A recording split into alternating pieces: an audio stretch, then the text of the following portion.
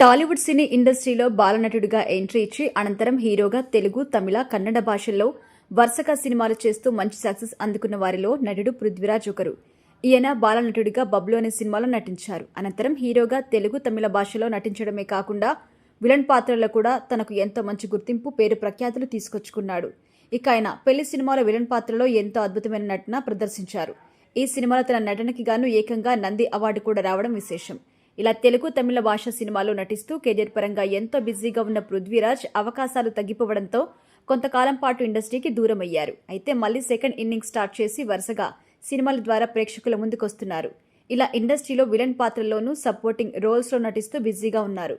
ఇదిలా ఉంటే తాజాగా ఈయన ఒక సందర్భంలో ఇంటర్వ్యూలో పాల్గొన్నారు. ఈ సందర్భంగా ఆయన మెగాస్టార్ చిరంజీవి గురించి ఆసక్తికరమైన వ్యాఖ్యలు చేశారు. చిరంజీవి ఎంతో మంది హీరోస్కి అభిమాన హీరో మాత్రమే కాకుండా ఎందరికో స్ఫూర్తి. ఎలాంటి సినీ నేపథ్యం లేకుండా ఇండస్ట్రీలోకి అడుగుపెట్టి మంచి సక్సెస్ అందుకోవడంతో చిరంజీవిని స్ఫూర్తిగా తీసుకుని ఎంతో మంది ఇండస్ట్రీలోకి అడుగుపెట్టిన విషయం తెలిసిందే.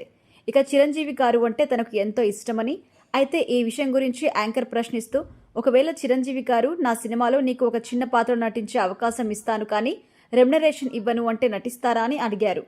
ఈ ప్రశ్నకి పృథ్వీ సమాధానం చెప్తూ, చిరంజీవి గారు నన్ను పిలిచి నా సినిమాలో నీకు ఒక షాట్ ఇస్తాను, నీ కుడి చేయి నాకు ఇచ్చేస్తావా అంటే కూడా నేను ఇవ్వడానికి సిద్ధంగా ఉన్నాను అంటూ ఆయన చిరంజీవిపై తనకున్న అభిమానం గురించి బయటపెట్టారు.